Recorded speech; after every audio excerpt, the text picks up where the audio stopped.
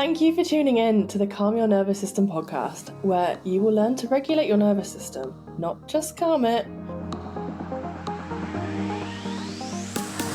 I'm your host, Jenny Adams, and I'm a somatic coach who has recovered from debilitating ME and trauma. Alongside my guest experts, I'm here to share tips, stories, and debunk jargon, what is somatics anyway, about how you can regulate your nervous system so you don't have to live with chronic illness, burnout, or debilitating trauma for the rest of your life. A joyful life is possible.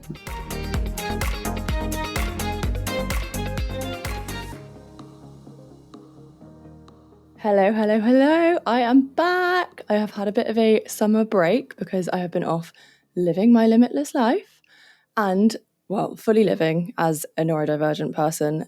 I have got married twice. I have moved house twice. I will tell you more about it. But I'm back with a series called the Limitless Series. And if you are somebody who is neurodivergent, high achieving, very ambitious, working your ass off, but you are knackered and you're exhausted and you are just fed up and you're like, why am I working so damn hard and not seeing any results? And your body is just not playing. So you're really wanting to do it all and your body's just like, no, unfortunately not. I have been there. I have burnt myself out so bad it turned to a chronic illness. I spent years in a wheelchair. So if you are new to the podcast, you can go back and listen to some old episodes, and welcome as well. And you might know my story if you have been around, but welcome. I'm really excited to be back and talking to you. And you might notice I'm somewhere different if you are watching on YouTube.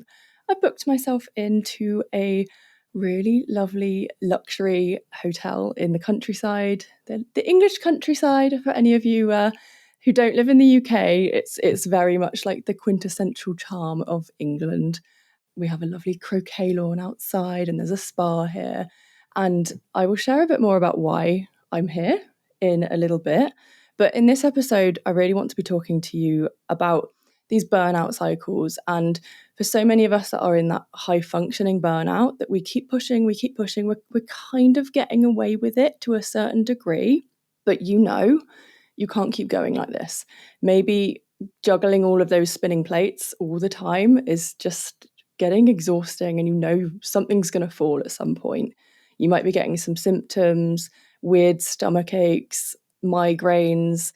You might be going on holiday, and every time you go away, you just get sick on the plane, or you spend the whole time in bed, because that's always the time that something comes in and gets you. Because as soon as your body goes into rest, it's like, okay, let's let all the crap out now. And you want to be enjoying your holidays, not spending them in bed. So I'm going to be talking to you about how to get out of these consistent burnout cycles, because I know you're smart. You might have learned some of this knowledge. Are you putting it into practice? Because this is the big thing I see with my clients. And I used to be one of these people as well that kind of thinks, well, I know it. I'm smart. I can think my way out of this. I've read the books. Okay, I understand about nervous system regulation. I understand about prefrontal cortex with ADHD. Okay, I get this. Why am I still fucking exhausted? And there's a big missing piece here. And I will share more about this in this series so you can be living your limitless life. So if you want to be out traveling, if you want to be that safe parent for your kids, if you want to be earning more, maybe quitting your corporate job and starting your own business, then these are some of the results that clients of mine are seeing, and I am living as well. So come and step into this energy with me, and we're here to learn some more. So let's go for it. So let's talk a little bit first about survival mode, because this is the biggest thing that is keeping so many of us stuck. So when we are neurodivergent, by the age of 12, we have heard 20,000 more negative comments than a neurotypical kid. By the age of 12, 20,000 more negative comments. All those little sly digs and the microaggressions. So we grow up essentially believing that the world isn't safe, that there's something wrong with us. And those ideas get formed at a very young age, because when we're kids, we are narcissistic. Like, the whole world is about us. So if there's a problem, we must be the problem. We must be the source of that problem. And this is where some of this stuff, it's deep stuff. And the superficial, like, okay, have you tried a Trello board? It doesn't work. And I will be sharing more about the strategies in another episode and really getting into how do we change these patterns for good? How do we create that long-term sustainable change that you really want to see?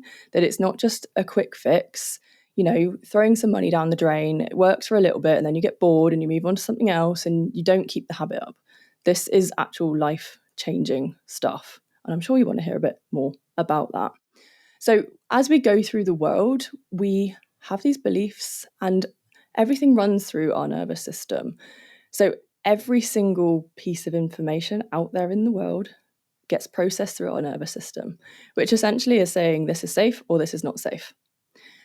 If we are continually being bombarded with messages that we are not safe and our tolerance is a little bit higher or lower, depending on how you see it, for negative stuff, we're a bit more sensitive, then we are just stuck in survival mode, which is brilliant when we need to survive. When there's a tiger chasing you, great. But when we're in it consistently, and I've spoken about this in previous episodes, but this is where we get stuck with digestive issues, high blood pressure, hypertension. We are constantly tense. We can't relax. We're always on the go. All of these things, lack of energy. I could go on and on and on about these symptoms because we are continually telling our bodies that we are not safe. And we can be in one of two states. We can be in a survival state or we can be in creation. Now, how many of you neurodivergent folks listening to this are multi-passionate, creative? Like the ideas that we come up with are overflowing sometimes. Yet when we sit down and we need to tap into that, we can't. Our brain goes blank. We start panicking. We then start talking to ourselves, why can I not figure this out? I was really good at this the other day.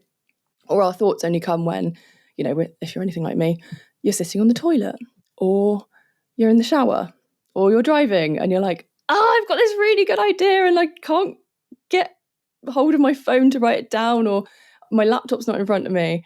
And that is also saying something that we need to be creating a bit more space to let that creativity come in.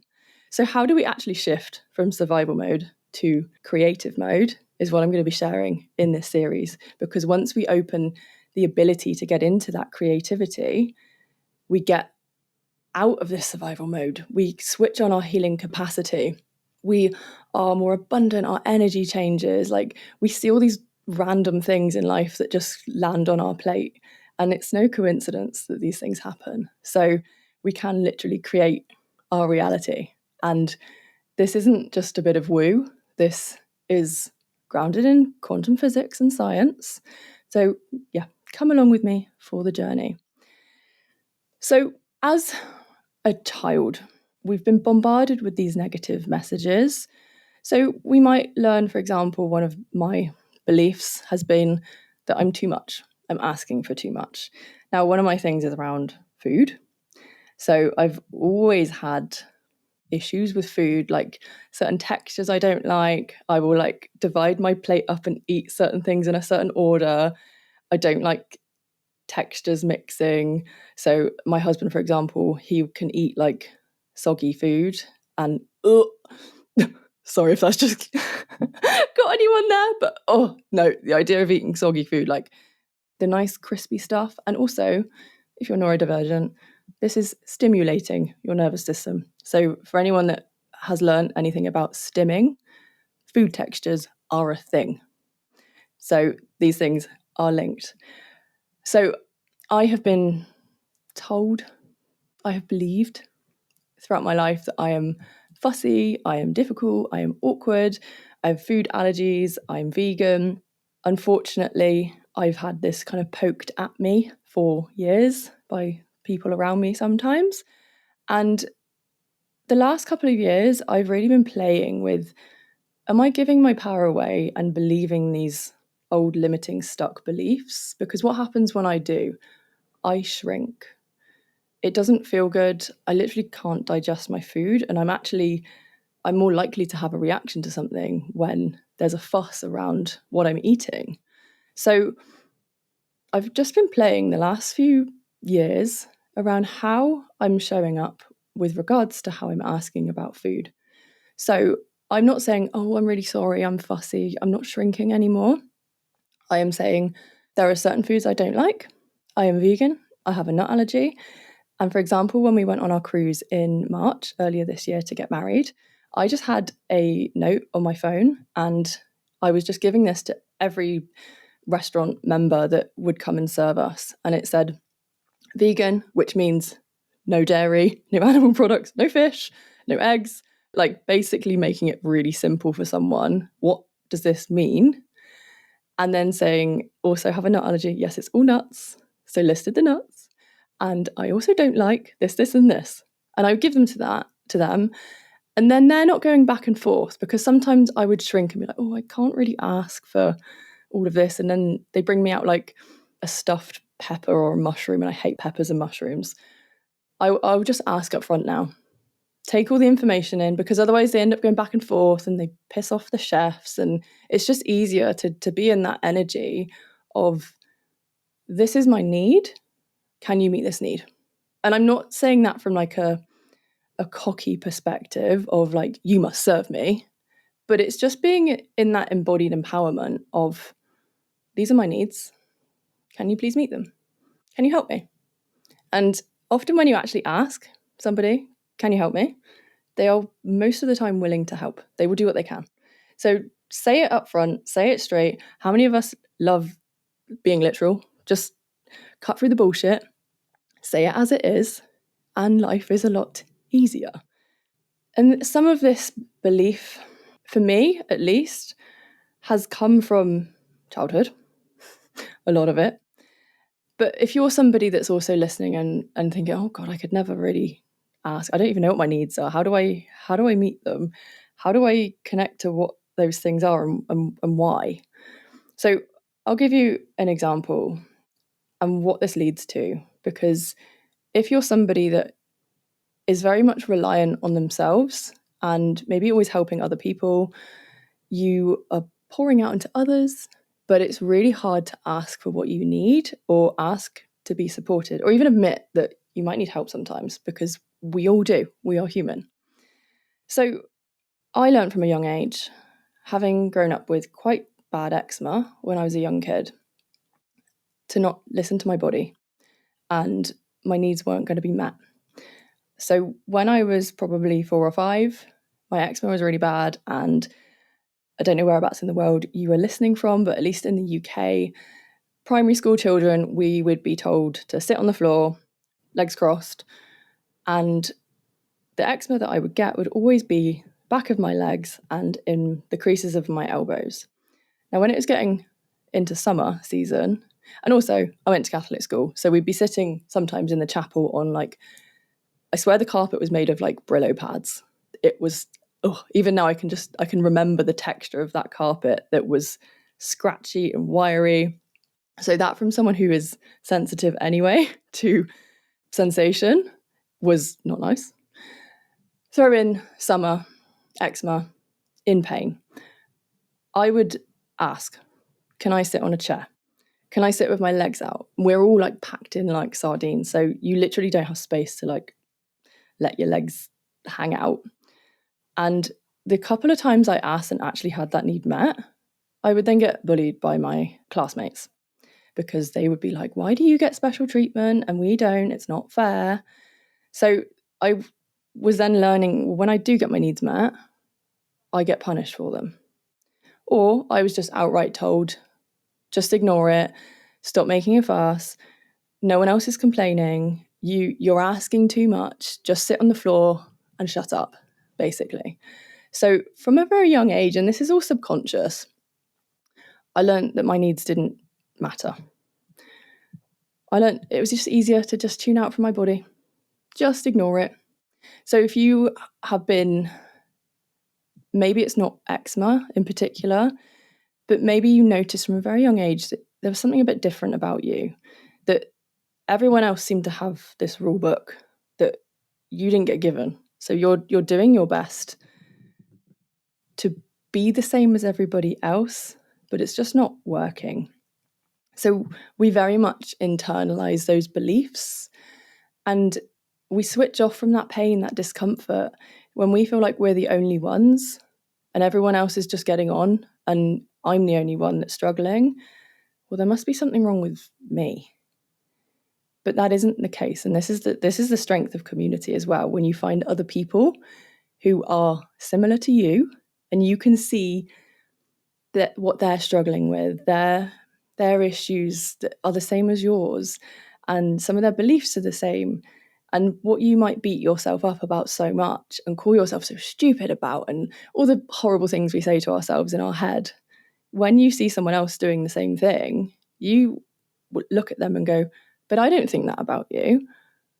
Why aren't you looking at all these strengths of yours? Look at how wonderful you are. Why are you ignoring this? And when we have those moments where we almost hold that mirror up, we can see ourselves in somebody else, something switches. Those beliefs are not so deeply entrenched. And this is really the power of being around safe people, safe community, and transforming together. And another beautiful strength of ours is often our sensitivity. And I'm going to talk a little bit about how we actually gaslight ourselves, because we are smart. Like, we know what's going on, and especially as kids, if you're anything like me, I was always the one talking back to teachers, calling out their bullshit, and they did not like that.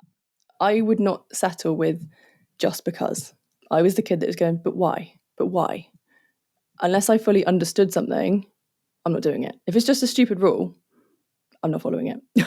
And I will talk more about some of this in a later episode.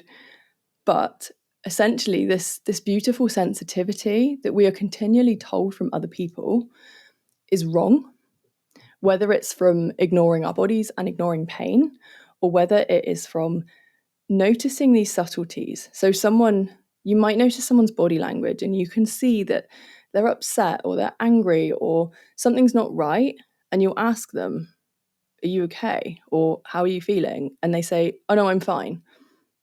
And especially when we're kids, we can kind of take things at face value, but we know deep down, well, my intuition was saying that something's not right here.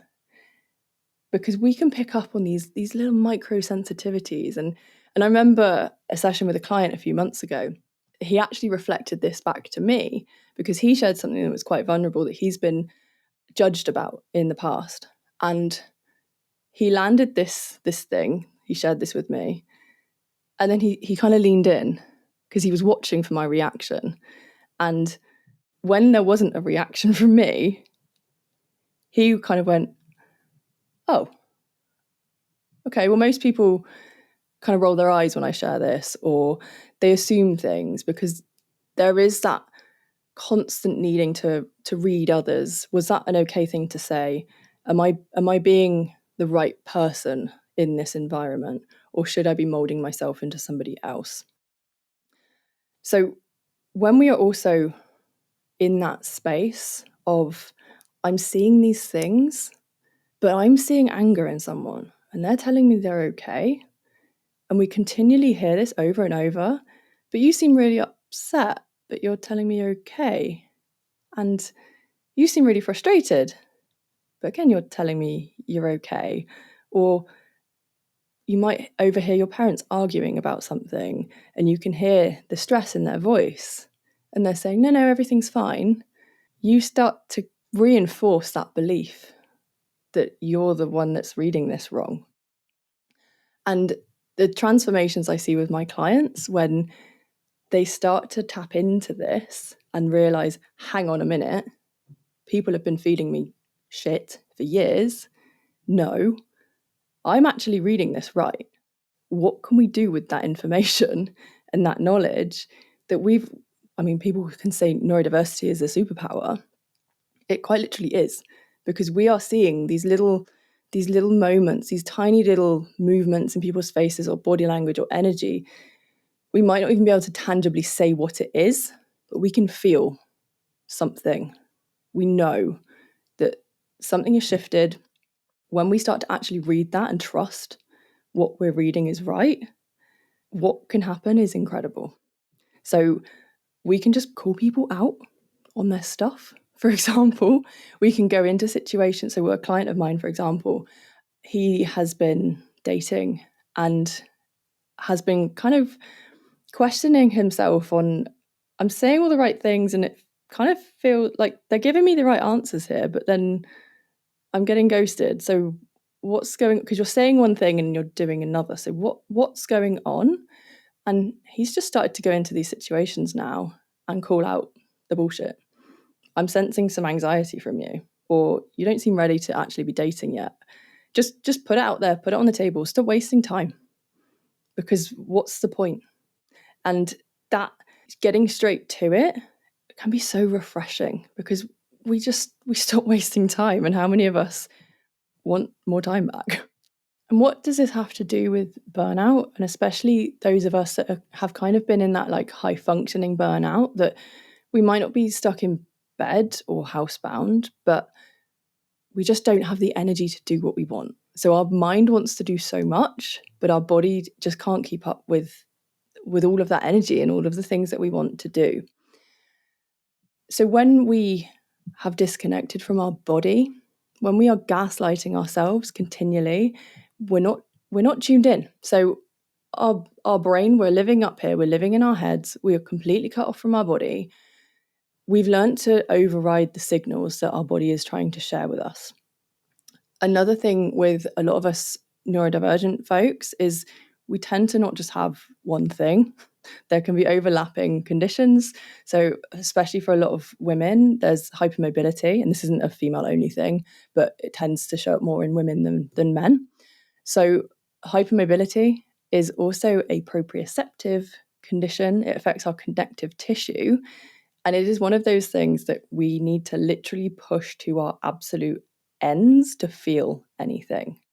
So our proprioception, which is where we are in space. So if you're someone that is like always walking into doors and bruised, like we moved house last week, my legs are covered in bruises. I don't even know how, but there's kind of the clumsiness element of it, but there's also, we do bruise easily. Our connective tissue is a little bit more lax, which can also lead to things like gut issues. It's not just being bendy, but it comes with all sorts of other things. So it also is one of those things that we can struggle with the interoception. And what that is when do I need to pee? When do I need to use the toilet? When am I hungry?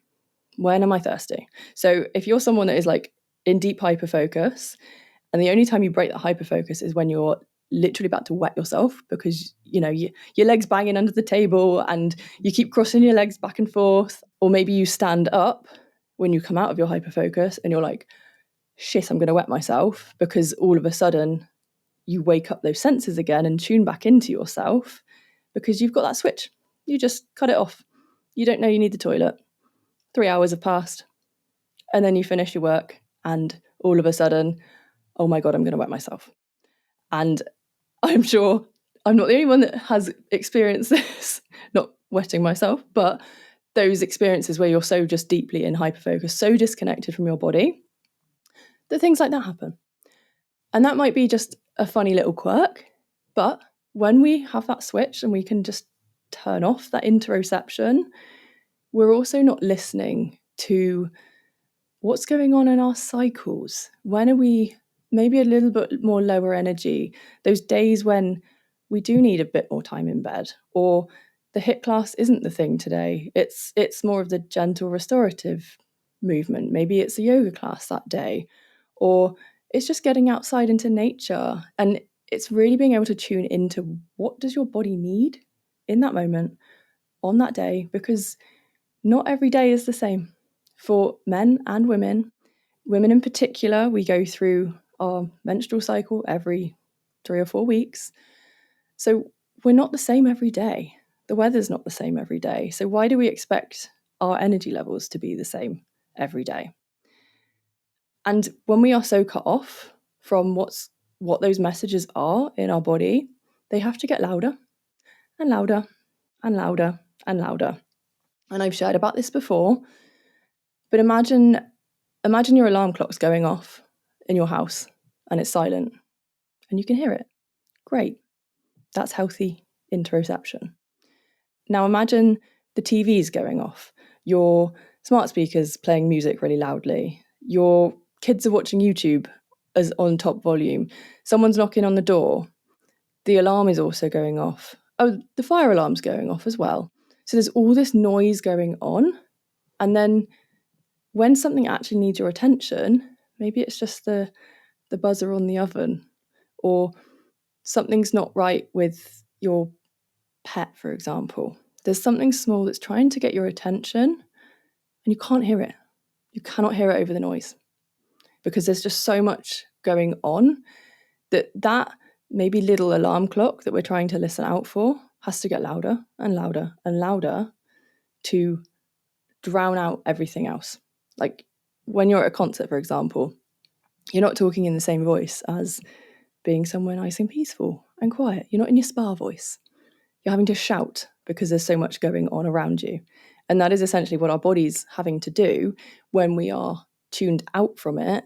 And then that shouting is louder and bigger symptoms. So we might listen to them when they are screaming at us. So what do? We'll maybe book a holiday, or we'll book a couple of days away at a spa hotel. We'll do something short term, potentially, or you wait for it to knock you out and then you end up with, well, if you're anything like me, I used to catch a cold in around September and I could not shake it until next spring. So I would just continually be ill, and there'd be times when I couldn't get out of bed. It eventually led to me being reliant on a wheelchair from getting ME, CFS so badly. And all of my pain levels were just horrendous. Please don't go there. It is also reversible if you are there. So the same way that we can influence how we've got there, and this isn't through blaming, but we have the power to make ourselves sick. We also have the power to make ourselves better. And myself and so many of my clients are perfect examples of that. People have gone from being housebound, bedbound, to outliving life, working in jobs, running marathons, traveling the world, living their limitless lives. So these burnout cycles don't have to continually go on.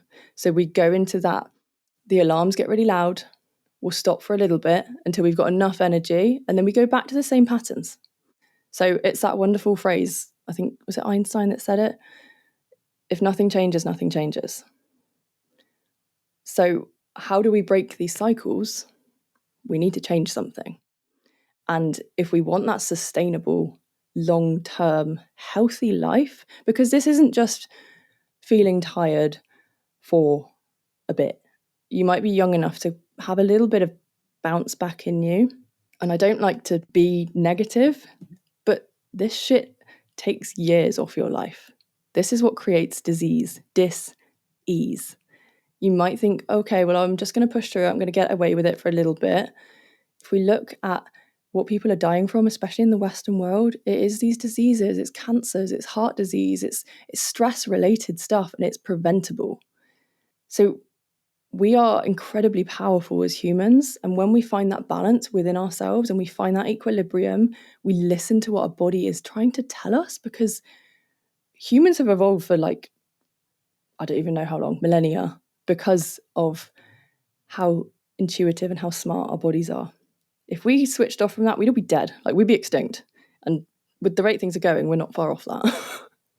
So the more of us that are tuning into ourselves and listening to this, we're not only getting better jobs, earning more money, going on the nice holidays, and doing all those superficial things, but we are living longer. We're living that limitless life.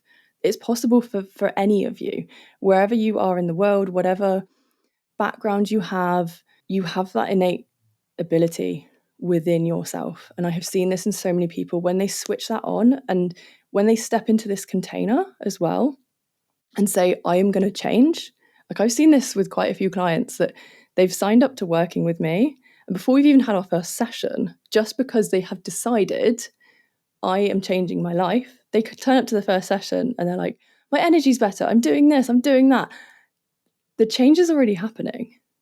And yes, that can be the placebo effect, but the placebo effect is also the most powerful drug in the world.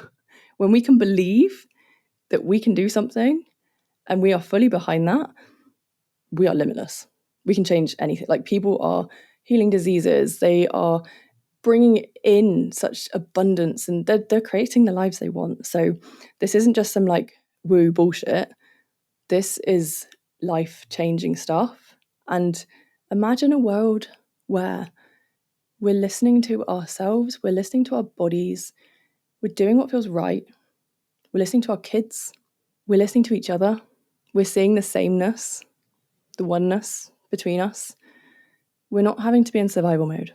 We don't need to fight everyone. What would that look like, not just in your life, but the ripple effect of, if you change, the people around you see a different you. Those people around them start to see a different them. The ripple effect goes out wide. So the more of us that are doing this work and listening to our bodies and stepping into that intuitive power that we have, this is world peace. It's not starting another war, it's not fighting the politicians. It is changing ourselves on that small but very deep and impactful level, and that ripples out. We stop these burnout cycles because we have decided we are changing our lives. We are being different people. We are living in different energy. We are changing the world through listening to what feels right for us. Let me give you an example of some of this power that I have seen in some of my clients. So one of my clients, for example, was very much recovering from decades of migraines, gut issues, fatigue, all of these like random issues, autoimmune stuff. But they'd get rid of one thing and then something else would pop up. And it was almost like playing whack-a-mole in the body. And this is where the Western medicine isn't so good, because you might get rid of your shoulder pain, but then you pop up with migraines, and then you get rid of your migraines and then you get stomach issues. And it's not getting to the root cause of what's actually going on. You're just playing whack-a-mole with symptoms.